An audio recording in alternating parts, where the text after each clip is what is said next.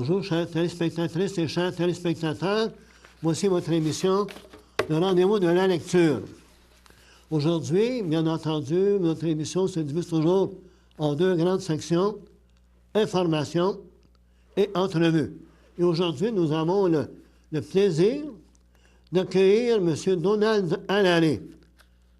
Je tiens à souligner que M. Donald Allary fut notre premier invité lors de la première émission de Le rendez-vous de la lecture, il y a de cela 6 ans.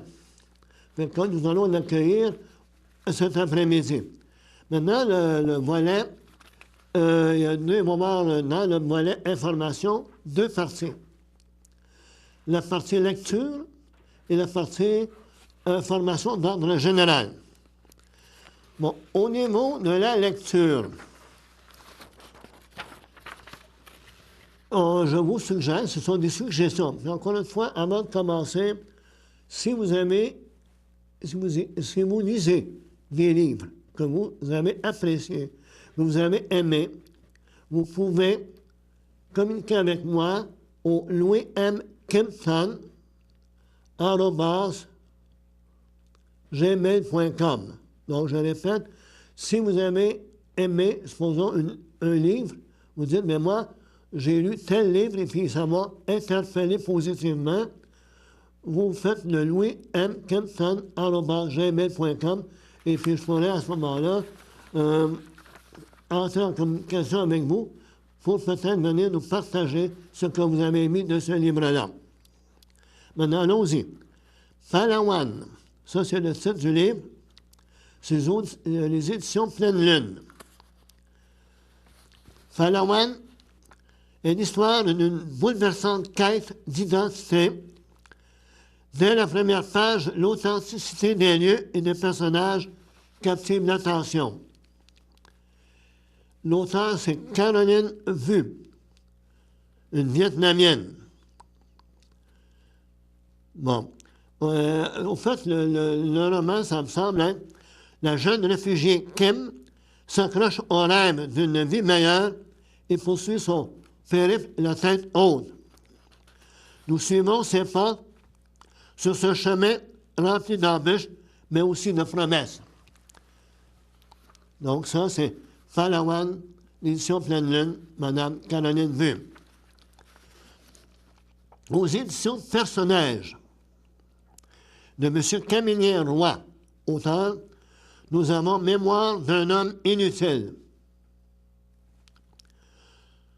Un an, jour pour jour, après avoir divorcé, Dubreuil apprend qu'une tumeur maligne s'est logée dans son cerveau et que ses jours sont comptés. Donc, pour savoir le reste, bien, vous avez à vous procurer Mémoire d'un homme inutile, édition Personnage, dont l'auteur est Camillien Roy. Aux éditions La Pleine Lune. Nouvelle d'ici, d'ailleurs et de là-bas, de Marie-Célie Agnan. C'est un recueil de 6 nouvelles. Donc, c'est un recueil de nouvelles se penche sur des destins tragiques. On y croise un médecin respecté qui s'avère être tout sauf respectable. Un peu plus loin, une des nouvelles se déroule ici à l'aéroport de Vancouver, donc c'est au Canada. Une autre se passe ailleurs à New York. Une autre dans le métro. Bon, exclusion, misère, désarroi, trahison, guerre. Marie-Célie Agnan pose un regard plein de compassion sur la condition humaine où bourreau et victime se côtoient. Un livre poignant qui ébranle bien des préjugés. Aux éditions de l'Homme, La fille qui avait vu la lune. C'est ça, là, c'est aux éditions de l'Homme. La fille qui avait vu la lune, donc c'est bien entendu, ça s'adresse à une littérature jeunesse. Et ce livre-là est un classique instantané couronné par la plus haute distinction en littérature jeunesse aux États-Unis. Toujours dans la littérature jeunesse. Vendredi 13, aux éditions Le Petit Homme. Chloé Varin, Mathieu Potvin. Donc, le titre, c'est Chloé Varin, l'auteur, Mathieu Potvin.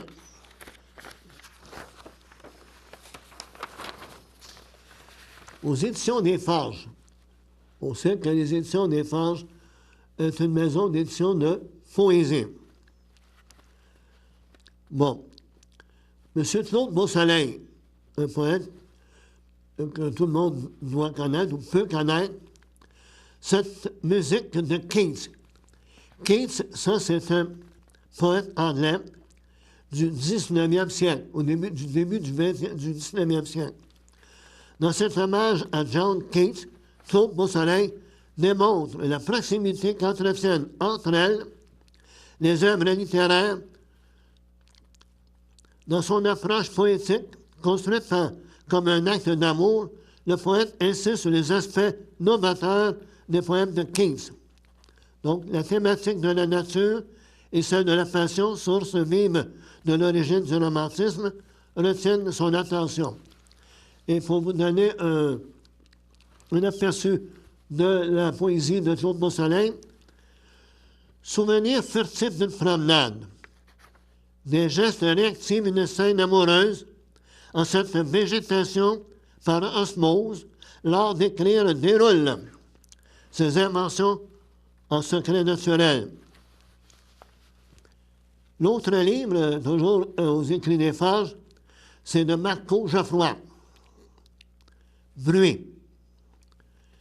Bruit de Marco Geoffroy est une invitation à déambuler dans un territoire difficile à décoder. En passant, nous avons déjà reçu Marco Geoffroy à notre émission.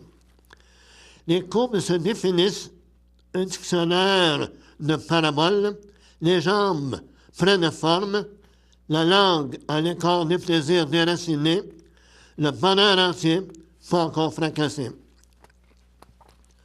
Une auteure que j'aime beaucoup, Isabelle Courteau, qui a écrit À la lisière du monde. Il s'agit toujours d'un livre de poèmes.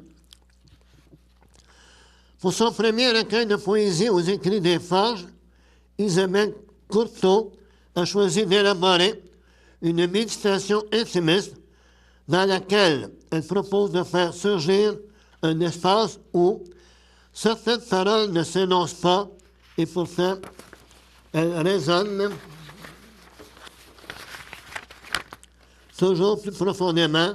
Leur vérité se fait jour. Un auteur que je vais peut-être découvrir bientôt, Régent Plamondon, qui a écrit Flâne-Linage. Remettre en question des certitudes sur les réalités qui nous entourent, ne rien prendre pour acquis, n'est-ce pas le rôle premier du poète, l'essentiel de son travail. Régent Plamondon s'attelle une fois de plus à cette tâche avec Flâne-Linage, son troisième recueil de poésie aux Écrits des Forges. Exemple de sa poésie, chaleur expiatoire, rudiment nostalgique dérobé au désert, à la mer, mi-sel, mi-souffle, myriade, mystère, nager, c'est prier. Et maintenant, le collectif. À chaque année, les Écrits des Forges font un collectif, publient un collectif de poèmes d'auteurs à découvrir. Les Écrits des Forges annoncent la parution du numéro 49 de la revue Lèvres urbaines, qui a pour titre Montréal à poésie, anthologie libre. Donc, on résume ce collectif-là, le numéro 49. Pour le numéro 49 de la revue, son directeur, Claude Beausoleil, a élaboré un florilège de poèmes d'auteurs venus de divers horizons célébrant Montréal. Cette anthologie libre, selon l'expression utilisée pour préciser le titre de présentation de ce numéro, offre au lecteur une cité vivante, une cité vibrante qui, depuis le premier recueil de poésie publié au Québec en 1830, s'impose dans la vie et l'œuvre des poètes qui y vivent, qui créent et simplement qui, au cours d'une visite, sont fascinés par elle. Une autre maison d'édition de recueil de poèmes, de poésie, s'appelle le Norois. Et parmi les parutions d'automne, c'est-à-dire ils vont paraître sous peu, sinon qui viennent de paraître, nous avons les titres suivants. Plus incertain, Paul Bélanger. Duchamp et de Lif, Yannick Bernier. La sagesse de l'ours, Denise Brassard. Topographie de l'inhabitable, Giovanni Calabrese. Ces années-là, Lisa Carducci. Le fruit tombé de l'arbre, Paul Chamberlain. Il y a Normand de Bellefeuille, qui est vraiment une grande réputation. Le poème est une maison désormais inhabitée. Denise des Hôtels, d'où surgit parfois un bras d'horizon.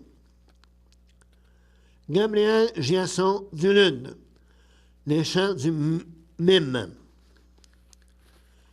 Michel Mador, Rature et repentir.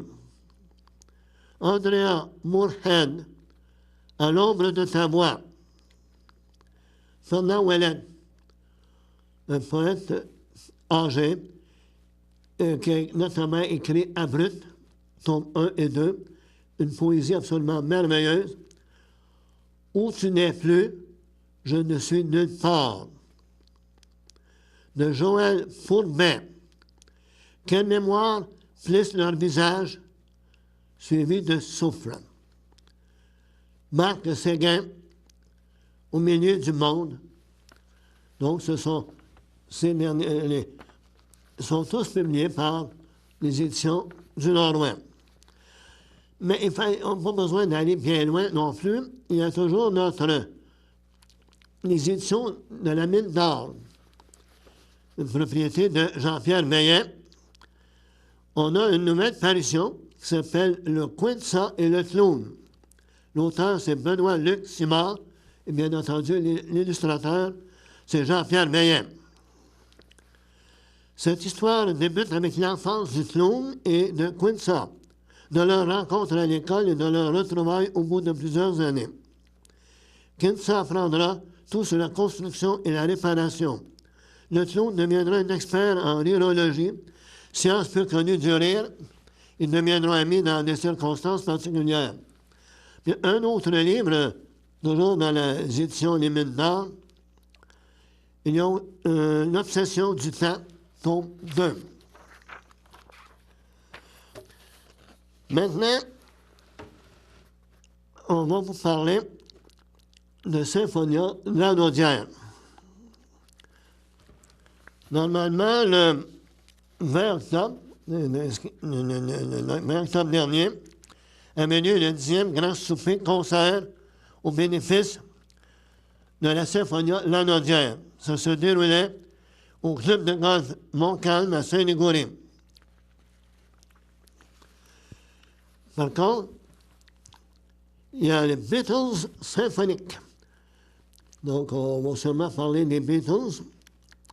Donc, Symphonia Lanaudière, Beatles symphonique, le 19 novembre à 14 h au théâtre Hector Charland, mettant en vedette Marc Hervieux, Rick Huge et Antoine Graton.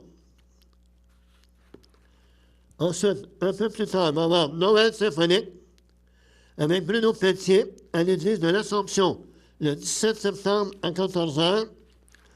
Puis le même concert sera repris à Joliette, au Centre culturel de Joliette, le 21 décembre à compter de 20 h. On y reviendra sur ces deux éléments-là. Le groupe Musique et Poésie vous attendre le 1er novembre, à compter de 19h30, à l'ancienne barre d'Achette sur l'arrêt Sainte-Philomène. Il se peut que nous mettions en valeur une poétesse de chez nous. Et nous allons parler Berthier-Mille, mon amour. Ceux qui aiment Berthier-Mille, qui y sont nés, qui ont assisté, qui ont vécu les changements à Berthier-Mille, vont sûrement apprécier beaucoup ce DVD de M. Gilles Tessier. Gilles Tessier, qui est un Berthelin dans l'âme, qui habite la rue Frontenac, qui est un passionné de communication, qui a travaillé dans la communication toute sa vie. Eh bien, pendant 1 an, avec Michael Chevrette, il a concocté Berthier-Mille, mon amour. Donc, ça c'est au prix de 20 $. Et les bénéfices vont aller à CTRB. Mais tous ceux qui ont vécu à Berthier-Mille, les personnes âgées et les autres sont arrivés, qui veulent connaître davantage sur Berthier-Mille, mais de 1880 notamment jusqu'en 1972 notamment, eh bien, auront un plaisir de visualiser ce DVD qu'on peut retrouver à certains endroits à Berthier-Mille, notamment le dépanneur Formule 1, et dans d'autres endroits comme au Cabas, et bien entendu à la station de télévision CTRB. Donc, au coût de 20 $, Berthier-Mille, mon amour, grande diffusion pour tous les amants de Berthier-Mille. Maintenant, tout à l'heure, dans la deuxième partie de l'émission, nous allons avoir l'immense plaisir, encore une fois, je le dis, de recevoir M. Donald Allary. Son dernier livre, « Puis nous nous sommes perdus de vue », qui vient d'être publié, qui est paru en septembre. Et puis que, bon, c'est le 28e livre de M. Donald Allary. Donc ici, c'est un recueil de nouvelles. Donc j'ai hâte d'interviewer M. Donald Allary pour en connaître davantage, encore une fois, parce que comme je vous ai dit tout à l'heure, c'était mon premier invité, puis ça me fait toujours un immense plaisir de l'accueillir à nos micros. Fait que à tout à l'heure. À tout à l'heure. Merci. Merci, madame, et bonne fin de journée. Moi, je travaille en français. Dans mon dépannage, je travaille en français. Au Québec, on travaille en français. Un message d'Impératif français.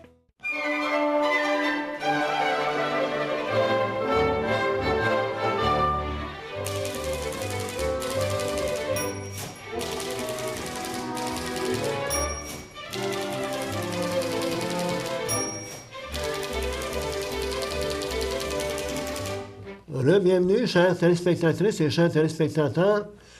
Comme mentionné précédemment, j'ai le plaisir d'accueillir sur le plateau M. Donald Allary. Bonjour, bonjour. Merci de m'accueillir. Un plaisir, c'est toujours un plaisir. Écoutez, je vous ai parlé tout à l'heure du dernier né de M. Donald Allary, puis nous nous sommes perdus de vue. Ça a été publié en septembre dernier aux éditions La Pleine Lune. Alors, je vous dis, M. Donald Allary fait 40 ans. Ça fait 40 ans qu'il écrit. Et le premier qu'il a écrit, c'était La Rétrospection, qui est un roman. Ça a été édité aux maisons Pierre de Serre en 1977. Fait que ça, c'est un recueil de nouvelles, ou ces histoires, on peut dire, il nous raconte des histoires là-dedans extrêmement intéressantes et touchantes. Je vais vous résumer ce que le responsable des communications nous a remis. À travers diverses anecdotes, se déploie le portrait d'une société québécoise en évolution depuis le milieu du siècle dernier, marquée notamment par l'immigration, les nombreux déménagements, la désaffection envers la pratique religieuse et le vieillissement de la population. Et pour donner une idée de la valeur du livre, parce que c'est un livre vraiment, moi, je l'ai trouvé intéressant, j'ai déjà commencé à le lire, j'en ai lu un premier regard au complet, puis là, je le relis tranquillement. Donc, M. Yvon Faré, de Littérature du Québec, sur son blog, nous dit ceci. J'aime cette douce musique qui se dégage des écrits de Donald Allary, cette façon d'aller sur la pointe des pieds pour aborder les sujets les plus dramatiques avec une délicatesse particulière. J'aime le sourire de Donald Allary et cette petite phrase comme une main sur mon épaule. Donc, ça vous donne une idée de la qualité du livre. Donc, je tiens à me préciser, puis nous nous sommes perdus de vue. Pleine Lune, Montréal, 160 pages, et c'est disponible en livre numérique également, en librairie dès le 12 septembre. Bon, maintenant qu'on a fait l'introduction, encore une fois, merci beaucoup d'avoir accepté de mon invitation. Vous allez peut-être m'expliquer comment vous avez eu l'idée de ce livre-là. Oui, ça fait, disons, quelques années, peut-être 4 ou 5 ans. Comme j'avais atteint un certain âge, je me suis dit à un moment donné, ça serait peut-être intéressant que j'écrive un livre sur des anecdotes de ma vie. Alors, j'ai commencé, parce que quand on écrit, on commence, mais on ne sait pas toujours où on s'en va exactement. Alors, j'ai commencé, puis après quelques textes, pas beaucoup, 2 ou 3, je me suis rendu compte que ça bifurquait et que je racontais plus des anecdotes de ma vie, mais que j'inventais, inspiré un petit peu par des événements que j'avais vécus, et parfois même pas. Alors, j'ai continué et ça a donné ce recueil. Au début, il y avait 30 textes. Là, il y en a 2 qui ont été enlevés. Et si j'essaie de faire un bilan de tout ça, ça donne au fond 8 ou 9 textes très autobiographiques, puis une vingtaine qui le sont un peu ou presque pas. Ah bon. Et mon éditrice a suggéré d'appeler ça des histoires, parce qu'on hésitait entre récits puis nouvelles. Exact. Moi, j'avais opté pour nouvelles. Finalement, elle m'a dit, on pourrait appeler ça histoire. L'histoire, c'est assez neutre. Il y a des histoires inventées, puis il y a des histoires qui sont réelles, de sorte que c'est un peu ce qui arrive dans ton livre à toi. C'est sûr que tout ça, c'est comme chapeauté par une thématique qui est un peu dans le titre, hein, puis nous nous sommes perdus de vue. C'est l'idée suivante que durant toute notre vie, on perd des gens. On fait de nouvelles connaissances, bien entendu, hein, fort heureusement. Mais quand on y pense, dans notre enfance, on a des amis qui déménagent. Un peu plus tard, on s'en va étudier à tel endroit, puis nos amis vont étudier à tel autre. Puis plus on vieillit, malheureusement, il y a des décès, décès des parents, puis des fois décès des conjoints, décès des amis. Alors, le thème général, au fond, du livre, ça serait un peu ça. Que les textes soient réels ou un peu beaucoup inventés, ça tourne autour de la perte ou des pertes qu'on subit dans notre vie au fil des ans, avec parfois de nouvelles rencontres, heureusement. Et puis, il y a des pertes qui ne nous chagrinent pas beaucoup parce que ce sont des pertes dont on est content. Oui. Mais malheureusement, il y a des pertes qui nous touchent beaucoup et il faut vivre avec, bien entendu. Donc, c'est un peu la thématique qui traverse tout le recueil. Et ça suit jusqu'à un certain point de chronologie, au sens où les premiers textes portent plus sur l'enfance. Ensuite, il y a des textes sur l'adolescence, il y a des textes sur l'entrée dans l'âge adulte. Oui. Puis après, des textes de gens plus âgés, presque la vieillesse, finalement. Donc, ça traverse une vie, en quelque sorte, en 28 histoires. Oui. Puis des fois, c'est des vies inventées, puis des fois, c'est ma propre vie, à vous de trouver, là, mais... Oui. Bon. C'est divisé en 5 sections, hein? Oui, oui. Enfance et déménagement, une place dans la société, rencontre urbaine, lire, publier, enseigner, et finalement, passage difficile. Oui. Bon, moi, j'ai certains... Vous allez voir, on va vous donner, chère téléspectatrice, donner comme ça coule de source. Moi, c'est simple, votre écriture est simple et puis à la fois intense. Oui, vous êtes bien gentil. Regardez, non, mais c'est quelque chose de très... Là, c'est ici à la page 13, la petite école. Les autobus jaunes transportant les enfants à l'école ont fait leur apparition au début des années 60. Dans certains milieux, la chose est alors plus ou moins bienvenue parce que les garçons et les filles devaient se côtoyer 30 ou 60 minutes par jour. Certains utilisaient l'expression « le péril jaune ». Oui, oui, ça, ça j'ai trouvé ça, je pense, sur Internet en faisant des recherches. Là. Et faut dire que ce que je pourrais ajouter à ce que je disais tantôt, c'est qu'au fond, on traverse la vie en général et ce sont des histoires plutôt intimistes, mais en même temps, ça s'étale sur une longue période. De sorte qu'en même temps qu'on suit des personnages, on a un petit peu un portrait du Québec sans trop appuyer. Comme qu'est-ce qui se passait au Québec? Bien, dans les années 60, les autobus scolaires apparaissaient. Il y a un autre texte où on parle d'immigration, de vieillissement de la population, de sorte que sans trop le vouloir, ça, je ne le voulais pas au début, il faut que je l'admette, mais je me suis rendu compte à un moment donné que j'étais en train de faire un petit peu un portrait du Québec, disons, depuis 1955-60, jusqu'à assez récemment, comme un arrière-fond, finalement, historique. Alors que le plus important, évidemment, c'est la vie intime des personnages. Ouais. C'est ça, oui. Et il y a des textes, comme je disais tantôt, qui sont plus autobiographiques que d'autres. Alors, moi, je suis né à Montréal, j'y ai vécu 27 ans, 28 ans. Donc, le premier texte, ça raconte ce que j'ai vécu à la petite école. Ça, ce texte-ci est assez fidèle à la réalité. Ça raconte même le parcours que je faisais en allant à l'école, puis qu'il n'y avait pas de garderie scolaire, puis toutes sortes de choses qui se passaient à l'école. L'école très catholique de l'époque, qui n'est plus le cas aujourd'hui, tout à fait. Donc, c'est ça. Il y a des textes comme celui-là qui sont plus près de la réalité, disons. Bon.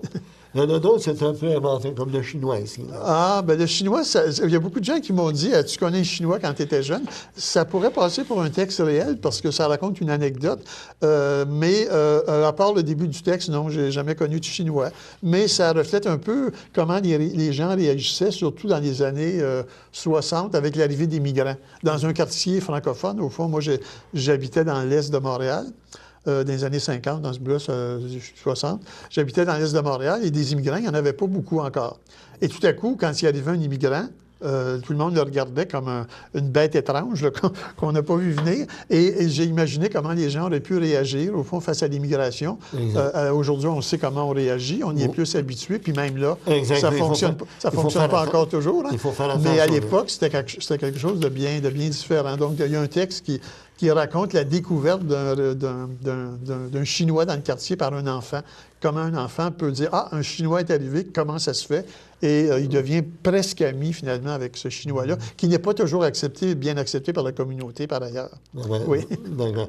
J'ai lu avec un plaisir, mais la page 35, ici, dénommé Marcel. Oui, ça, c'est une histoire vraiment inventée aussi. Mais j'apporte un autre petit détail, c'est que souvent, quand on parle de moi, on dit c'est un écrivain plutôt intimiste, qui parle des petites histoires du quotidien et tout ça. Puis en même temps, je me rends compte en vieillissant que j'aborde, mine de rien, souvent des sujets un peu d'ordre social. Comme ici, dans ce texte-là, c'est l'histoire d'un handicapé. Oui. Les handicapés, aujourd'hui, sont quand même plus considérés. On leur fait même des entrées de magasins et tout ça. Mais à l'époque, dans les années 60, à Montréal, les gens qui étaient en fauteuil roulant, il y avait de sérieux problèmes. Même il y en a encore aujourd'hui, vraiment. Mais cette nouvelle-là porte sur un garçon qui était en fauteuil roulant.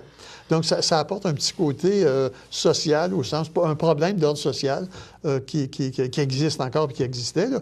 Mais maintenant, les handicapés sont quand même plus respectés et plus acceptés. Mais à l'époque, c'était encore plus marginal d'être en fauteuil roulant.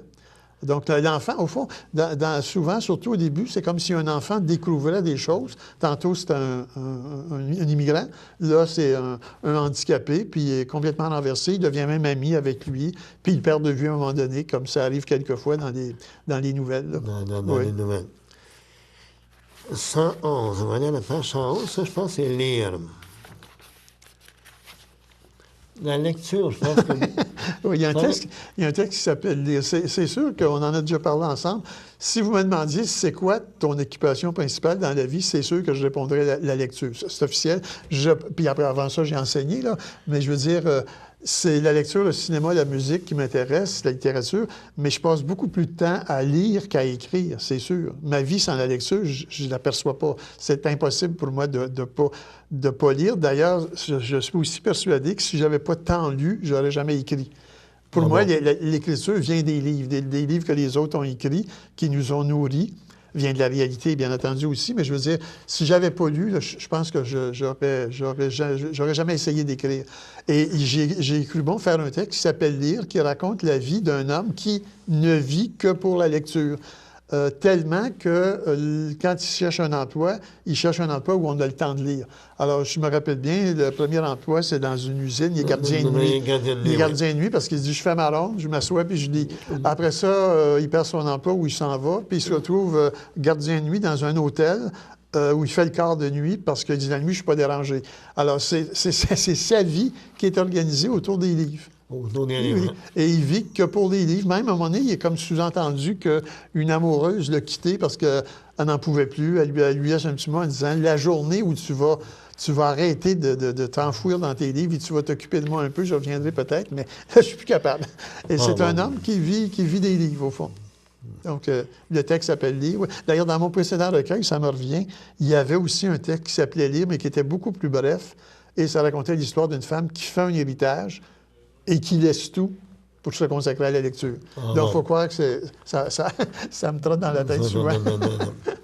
Bon, ça, donc, dans ça, il y a des choses positives, il y a des éléments positifs, il y a des éléments moins positifs. Et vous avez ici une chose que je pense qui vous prend beaucoup à cœur, c'est un qui s'appelle « Deuil ». Oui, au début, on disait qu'il y a des textes plus autobiographiques que d'autres.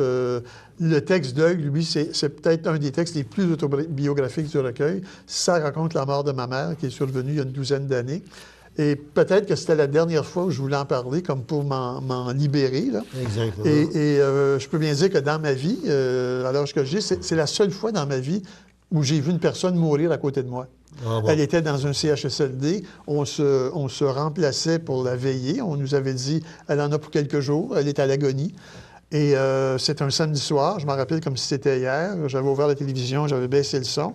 Et à un moment donné, j'ai réalisé qu'elle ne respirait plus. J'ai appelé l'infirmier, puis il a dit, oui, c'est fait, elle est décédée. Et là, c'est comme dans ce texte-ci, c'est comme si je pense que c'est ça, j'ai voulu comme m'en défaire une dernière fois, là, me libérer une dernière fois de ce deuil-là. On ne l'oublie jamais, là, mais les écrivains ont la chance des fois de pouvoir se libérer, essayer de se libérer des choses peut-être plus que les autres en les écrivant. Marguerite Duras, ça me revient à l'esprit, la grande écrivaine Marguerite Duras disait « Si tu as un problème, écris-le ». C'est peut-être pas si simple que ça, là. Ça ne règle pas tous les problèmes, mais c'était une idée qu'elle avait en tête. Oui. Qu'elle avait aidé. Donc, il y a des choses quand même comme ça, mais il y en a d'autres qui sont un peu... Plus drôles. Pas dramatiques, mais plus drôles. C'est le lendemain de tempête. Oui, ça, c'est un peu cocasse. Hein? C'est un texte qui se déroule à Montréal. Au fond, on peut dire que dans le recueil, je n'ai pas compté, là, mais il y a une partie des textes qui se déroulent à Montréal. Puis il y a une partie des textes qui se déroulent dans une ville de province qui ressemble beaucoup à Joliette. Bon. Moi, j'habite près de Joliette, c'est une ville que je connais beaucoup. Donc, il y a des textes qui sont en province, d'autres plus à Montréal. Ceux de Montréal sont plutôt au début, mais pas toujours, parce que celui-là arrive plus vers la fin. Et effectivement, ça parle d'une anecdote réelle. Un jour, j'étais allé visiter mon père, qui avait un certain âge, et qui était en train d'enterrer une auto devant chez lui, dans la rue. Et j'ai dit, mais qu'est-ce que tu fais là? Bien, il dit, il y a un fou qui a pris ma place. J'avais tout déneigé ce matin. Et il y a quelqu'un qui s'est mis à ma place, et ça l'avait choqué. Et il est en train de pousser la neige pour encercler l'auto du voisin. Évidemment, ce qui est arrivé, c'est qu'un jour, à un moment donné, le voisin est sorti, ça n'a pas été long, puis là, il y a eu une belle engueulade. Et par miracle, il est arrivé un policier qui faisait sa ronde en auto. Peut-être parce que c'est un quartier où il y avait pas mal de personnes âgées, puis il y avait eu une tempête de neige. Le policier est arrêté, puis là, il a dit « Hey, vous n'êtes pas des enfants, là, calmez-vous ». Et ce texte-là raconte cette anecdote. Évidemment, après ça, ben là, comme ça arrive souvent, il y a peut-être la moitié de la nouvelle qui n'est pas inventée, qui n'est pas réelle du tout, qui est inventée. Hein. Mais ça m'arrive de plus en plus, quand j'écris maintenant, de me servir de choses que j'ai vécues. Au début, j'essayais de ne pas le faire. Ça me fatiguait. Je me disais, j'ai pas le droit de faire ça. Puis en vieillissant, c'est comme si je m'étais dit, ben pourquoi pas, surtout si les gens ne sont plus là, et surtout si je réussis à ne pas blesser personne. Parce que pour moi, là, c'est fondamental. Je peux pas, si je me sers d'anecdotes réelles, j'ai pas le droit d'attaquer des gens, de les blesser, de leur faire de la peine. Ça se peut que ça arrive, mais ça ne sera pas volontaire. Je connais des écrivains, dont des plus célèbres au Québec, qui parfois ont eu de grandes discussions avec certains membres de leur famille parce qu'ils s'étaient inspirés de problèmes familiaux. Et les gens qui regardent ça disent « Waouh, qu'est-ce qu'il fait avec nous à l'écran ou je ne sais pas quoi, ou dans un livre, il détruit, il transforme notre existence. » Ça m'a toujours... ça a toujours été important pour moi de dire, si je me sers d'événements réels, je n'ai pas le droit de blesser les gens, quitte à mettre de côté leurs défauts, peut-être, quitte à ne conserver que leur bon côté. Fait que, ça vous donne, chers téléspectatrices et téléspectateurs, ça vous donne une idée de ce livre-là.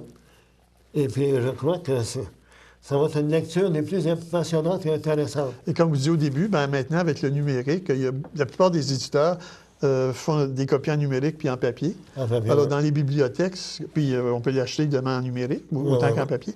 Dans les bibliothèques comme la BANQ, entre autres, ou même dans plusieurs bibliothèques, on a les deux versions. On a la version papier, version numérique. Et ça s'emprunte beaucoup en numérique. J'ai suivi ça la dernière fois, là. Et les achats numériques en littérature québécoise, paraît-il, c'est 11 ou 12 seulement.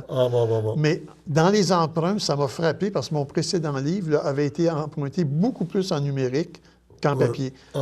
Parce que, évidemment, on est chez soi, on l'emprunte, ça arrive dans notre ordinateur, notre liseuse, puis on n'a pas à se déplacer. Hein? D'accord, effectivement. Bon, vous êtes à la fois romancier, vous avez écrit des romans, nouvelliste, puis poète. Ouais. Je vais vous poser la question. Je vous vois venir, là, oui.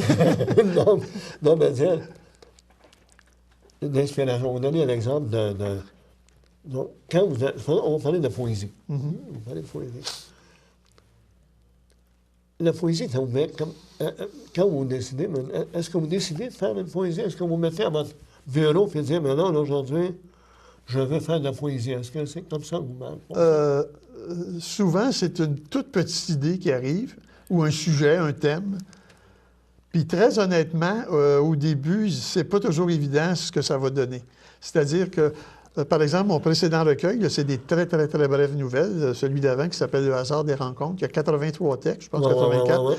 Et au début, je pensais que c'était des poèmes en prose. Parce que les textes étaient très courts, il y avait 15 lignes, 20 lignes. Puis j'avais l'impression que ça s'enlignait pour ça. Puis petit à petit, il y a eu des histoires qui se sont greffées à ça et ça s'est transformé.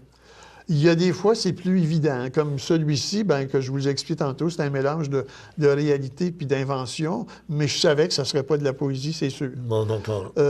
Comment vient la poésie? Je ne sais pas. Des fois, ça vient de nos lectures. Hein. Il y a des poètes qu'on aime, puis on est en train d'y lire, puis on se rend compte qu'ils développent un thème qui nous touche, qu'on pourrait peut-être tenter d'exploiter. Non pas pour le copier, mais pour faire autre chose qui nous ressemble plus à nous. Mais c'est très difficile de savoir d'où ça vient. Ça vient au fond de n'importe où, je pense. Hein. À un moment donné, je parlais avec quelqu'un, on marchait dans la rue à Joliette, puis il me posait un genre de questions comme vous, là. Puis je lui ai dit, regarde, on vient de croiser une femme qui avait 2 enfants, dont un en poussette, puis un qui marchait à côté. Ça m'a frappé. Et peut-être que dans 6 mois, dans 8 mois, cette image-là va me revenir à l'esprit et ça va donner naissance à une anecdote. Donc, ça vient d'où? Je ne sais pas. Ça vient des lectures, ça vient de la réalité, ça vient, moi, je vois beaucoup au cinéma, ça vient peut-être du cinéma. C'est un mélange de tout ça. Et à la limite, l'inspiration, j'invente rien, c'est un petit pourcentage tout petit. Et ce qui reste, c'est le travail. S'asseoir, je connais des gens qui écrivent beaucoup mieux que moi et qui n'ont jamais publié de livre, parce que, comme je leur dis des fois, il faudrait que tu sois capable de t'asseoir sur une chaise et de travailler plutôt que de courir partout, la planète ou à gauche, à droite. Et c'est ça, au fond, la littérature, c'est beaucoup de travail. Hein? C'est peut-être un petit talent avec un peu d'inspiration puis beaucoup de travail. C'est quelqu'un m'a déjà dit, 5 d'imagination, 95 de travail. Ah, ça serait pas... Oui, ça serait... Ça serait dans ce style-là. Mais moi, pour moi, en tout cas, les lectures m'ont beaucoup inspiré. Il y a des auteurs que j'aime, que je relis, et souvent, c'est eux qui déclenchent quelque chose, qui font un déclic qui fait que, regardons ça, telle phrase à telle page, ça me donne le goût d'écrire. Bon, d'accord. Donc, que ça soit en poésie ou que ça soit dans les nouvelles, ou ça soit... vos poètes, supposons vos poètes préférés, supposons, là. Ah, il y en a beaucoup, là. Oui. En québécois, en tout cas, un que j'ai lu beaucoup, je lis moins maintenant, d'ailleurs, il publie moins de poésie, c'est Jacques Brault, qui pour moi est un des grands, sinon le plus grand poète québécois. Parmi les gens décédés, Saint-Denis Garneau, beaucoup, Roland Giguère.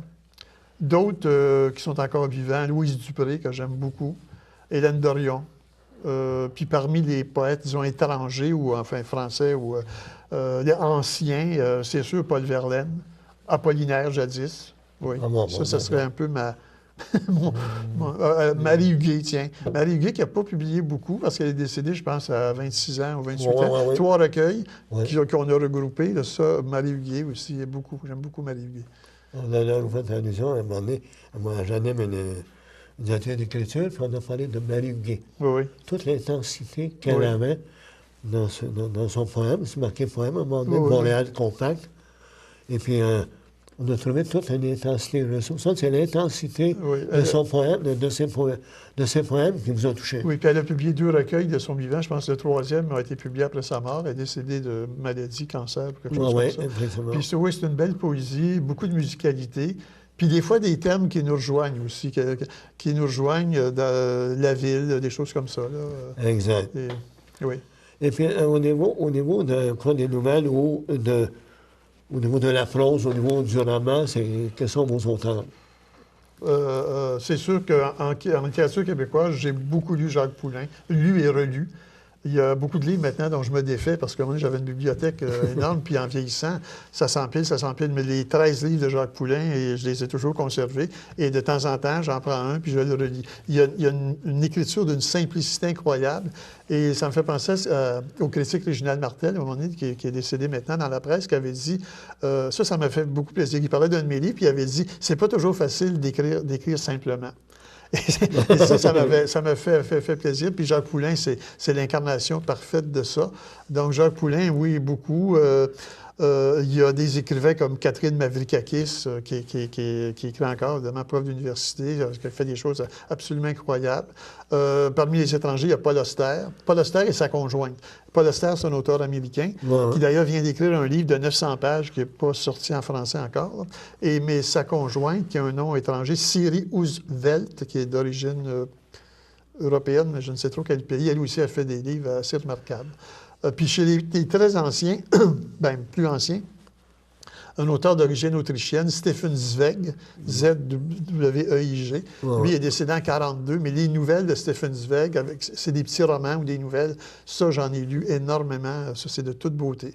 Ou il y a encore des fois, il y a un livre qui vous frappe, pas l'auteur au complet, mais un. Alors, par exemple, prochain épisode du Baraquin. Alors ça, je le relis aux 5 ans. Je l'ai relu aux 5 ans. J'ai acheté même une édition de luxe avec des gravures dedans. Et je le relis parce que c'est une écriture à l'extrême opposé de la mienne. Et souvent, les gens qu'on aime lire, soit qu'ils écrivent un peu comme nous, ou soit que ce soit absolument le contraire. Et devant le prochain épisode du Baraquin, j'ai été ébloui. Je pourrais presque vous en réciter des phrases. Ça commence par Cuba coule en flamme au milieu du lac Léman pendant que je descends au fond des choses. C'est de toute beauté. C'est un roman d'espionnage, en même temps très nationaliste. Baraquin, malheureusement, s'est suicidé soit autour de 77. Mais prochain épisode, ce livre-là, ou encore Kamouraska d'Anne Hébert. J'aime pas nécessairement tout Anne Hébert, mais Kamouraska en particulier. Donc, il y a des livres comme ça qui nous suivent. Ou encore des auteurs qui écrivent dans un domaine complètement différent. Je pense à Georges Simenon. Georges Simenon, c'est une machine à écrire des livres, ça n'a pas de bon sens. Il a écrit, je ne sais pas, 150, 200 livres, et il y a des romans policiers avec l'inspecteur Maigret, ou des romans non policiers, mais ça, j'aime beaucoup ça. C'est très simple. Il écrivait ses romans en 10 jours ou 2 semaines, à une vitesse incroyable. Je ne sais pas comment il faisait, et c'est tout sorti en livre de poche. Il y en a, je ne sais pas le nombre exact, mais c'est de l'ordre de 150-200. Ça, c'est... Avant d'arriver là, on a le temps de... Bon, maintenant, vous avez des projets, parce que mon je sais qu'une année, vous avez à la fois un recueil de poèmes et puis une nouvelle. Oui, des nouvelles. Ça m'est arrivé des fois. Il y a même une année où j'ai... Mais ça, c'est le hasard des éditeurs. Là. Il y a une année où j'ai publié 3 livres chez 3 éditeurs différents, mais ça, c'était pas volontaire. C'est que des fois, on envoie un manuscrit à un éditeur, puis ça va très vite, 3-4 mois. Puis d'autres places, pour toutes sortes de raisons, ça traîne 1 an et demi. Ouais. Fait que là, à un moment donné, ça se retrouve, puis on ne sait pas trop. Oui, c'est ça. Il y a des années où j'ai publié plus. Ça a levé 2-3 fois où j'ai publié 2 livres dans la même année. C'est ça. Mais les projets, ben, j'ai un recueil de poèmes en prose qui est accepté aux Écrits des Forges. J'ai aucune idée quand est-ce qu'il va paraître. Il devait paraître en septembre dernier, puis ça a été reporté pour des problèmes de subvention et de calendrier, tout ça. J'ai un roman qui est là, écrit. Je ne sais pas si un jour il va être publié. J'ai un recueil de poèmes, un autre recueil de poèmes, une suite de poèmes, de 60 poèmes en prose ou en vers. Des fois, je fais les deux. C'est assez bizarre. Hein? Je commence un recueil, je le fais en vers. Puis là, je me dis, qu'est-ce que ça donnera en prose? Je le réécris en prose. Puis là, je regarde lequel des deux me convient le plus. Puis ben là, c'est plus intime. Je ne sais pas ce que ça va donner du tout. Ma conjointe est décédée au mois de mai dernier. Et comme certains auteurs l'ont fait, j'ai été tenté d'écrire des textes sur elle et sur moi ensemble, sur ce qu'on a vécu. Fait que là, il y a un ensemble de textes, bref, je suis rendu peut-être à 35, je ne sais pas, qui s'appelle « Vivre avec elle », qui raconte un petit peu des moments de notre vie. Mais ça, c'est tellement personnel que je ne sais pas ce que je ferai avec ça. Quoique plusieurs auteurs l'ont fait. Hein. Si je peux recommander à vos auditeurs un livre de toute beauté, là, Gilles Archambault a écrit 4-5 ans après la mort de sa femme un livre qui s'appelle « Qui de nous deux ?» Et c'est consacré à sa femme, la maladie de sa femme et son décès. C'est vraiment très, très beau. Fernand Ouellette, je pense que vous en parliez tantôt. Fernand Ouellette vient de publier un recueil de poésie, dont j'ai oublié le titre, qui est inspiré du décès de sa femme. 120 ou 130 poèmes. Et Fernand Ouellette a maintenant peut-être 90 ans. Là. Et c'est vraiment très, très beau, très touchant. Donc, certains l'ont déjà fait. C'est « Où tu n'es plus, je ne suis nulle part ». Ah oui, c'est très beau comme titre. Hein? « Où tu n'es plus, je ne suis nulle part ».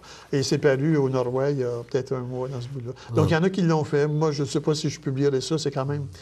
Des fois, c'est quand même assez intime, c'est assez récent. Puis aussi, il y a les gens autour. Hein? En tout cas, je ne sais pas. Ça, c'est, disons que c'est mon jardin secret pour l'instant. D'accord.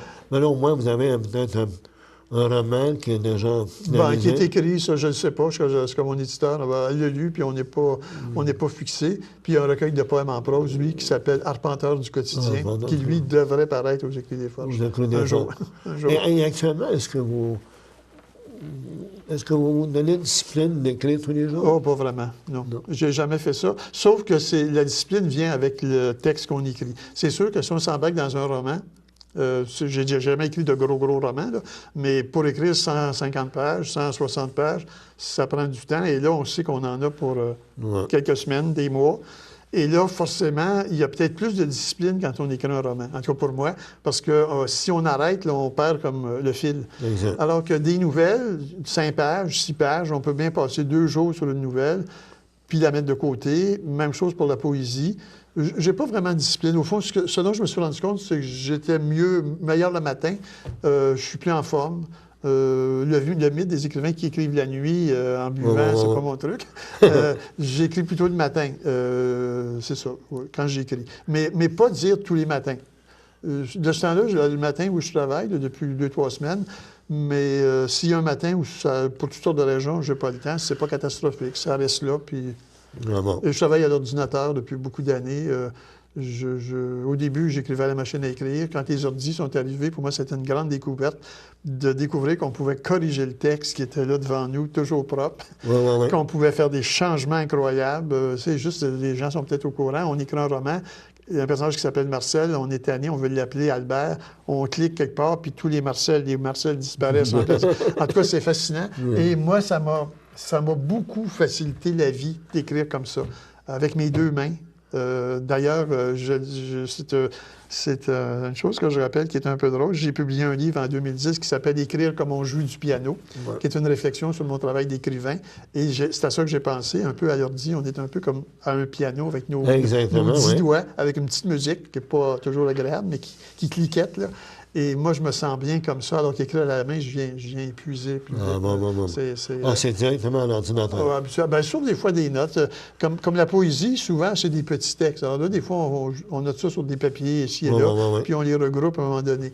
Mais en général, C'est ça. Je me sens bien devant mon ordinateur, alors que je connais des écrivains qui écrivent encore à la main, puis c'est très bien, là, qui écrivent tout à la main, puis ils font même mettre ça à l'ordinateur par quelqu'un d'autre qui ne veut rien savoir de ça.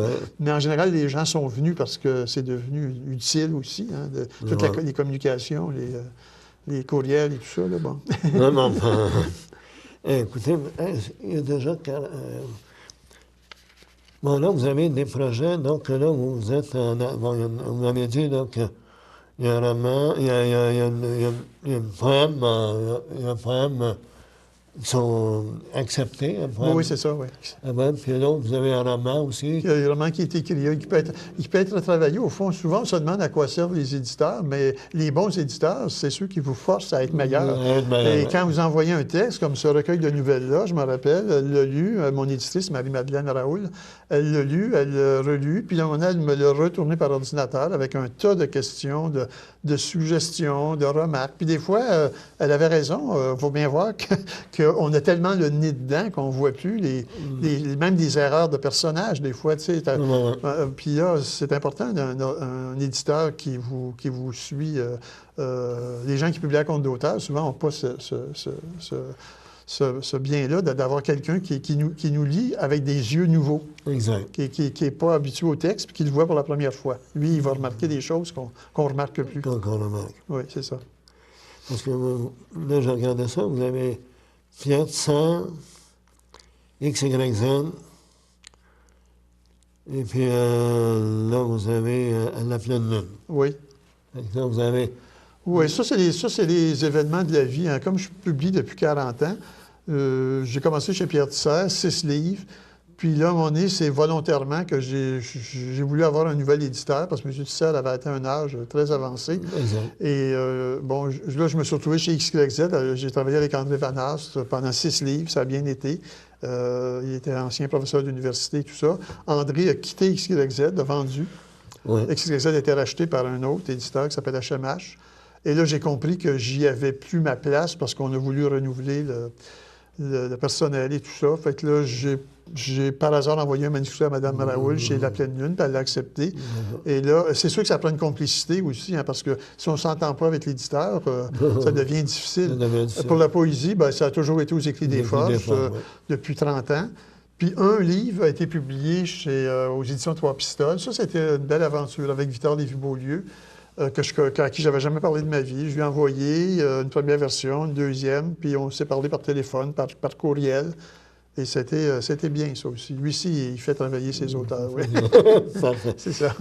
Écoutez, déjà, oh mon Dieu, le temps file. En tout cas, je tiens à vous remercier beaucoup d'avoir accepté. Ça m'a fait plaisir. C'est agréable de discuter de littérature.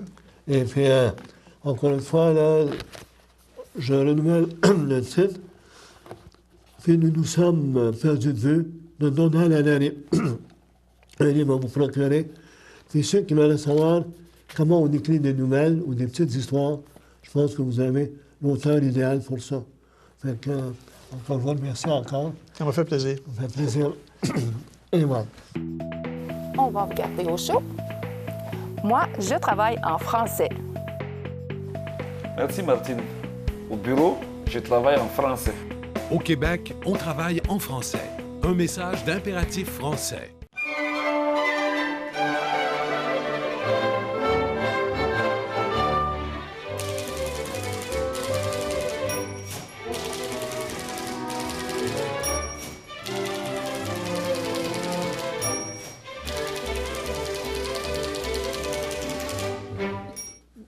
Chers téléspectatrices et chers téléspectateurs, nous voici à la fin de notre émission. Donc, j'en profite pour remercier CTRB TV de nous donner l'occasion, justement, de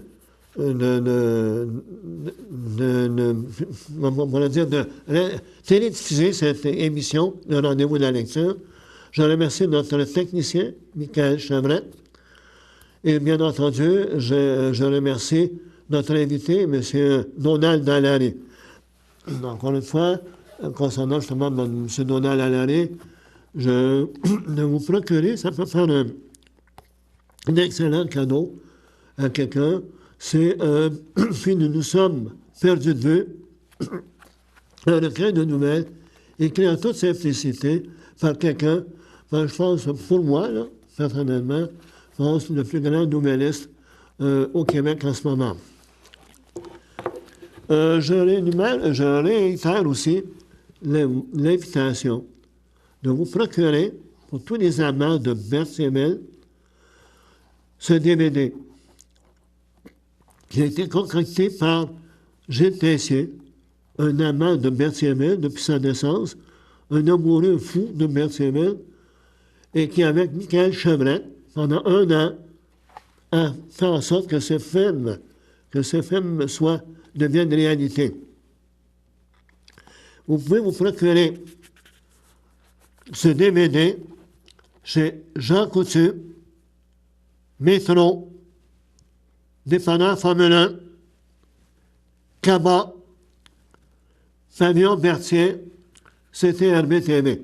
Donc, pour 20 $, c'est quelque chose qu'on peut s'acheter pour soi-même ou également offrir en cadeau à des amis, à des connaissances, à des gens qui peuvent trouver plaisir à revivre les transformations de Berthe Sémel. Comme je disais tout à l'heure au début, environ de 1880-1885, jusqu'à surtout les années 1972, les 300e anniversaire de Berthe Sémel.